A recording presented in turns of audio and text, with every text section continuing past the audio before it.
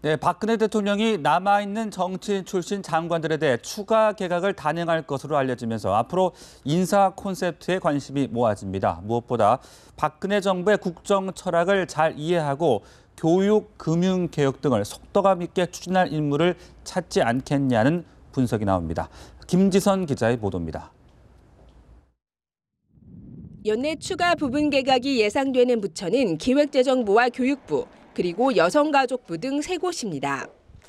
이 가운데 기획재정부와 교육부는 정부의 중추적 역할을 하는 부총리 자리인 만큼 박 대통령의 인사 콘셉트에 관심이 모아집니다. 청와대 관계자에 따르면 박 대통령이 추가 개각에서 가장 중요하게 고려하는 요소는 국정 철학의 공유와 이해도입니다.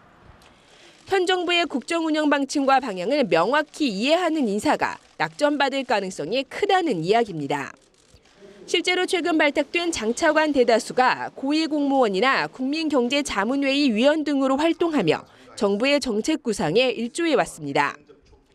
기획재정부와 교육부가 각각 금융개혁과 교육개혁의 주무부처인 만큼 박 대통령은 개혁을 차질 없이 추진할 적임자를 찾는 데에도 주력할 것으로 보입니다. 특히 경제부총리 겸 기획재정부 장관은 정부경제팀의 수장이라는 점에서 풍부한 경험을 바탕으로 한 부처 장악력이 중요한 인선 기준이 될 전망입니다. 벌써부터 임종용 금융위원장과 현정택 청와대 정책조정수석, 안종범 경제수석 등이 거론되는 것도 이와 같은 맥락입니다.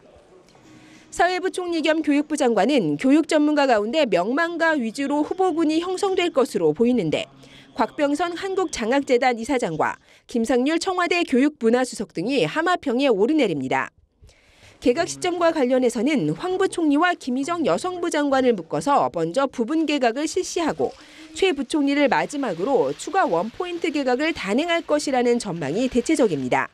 연합뉴스TV 김지선입니다.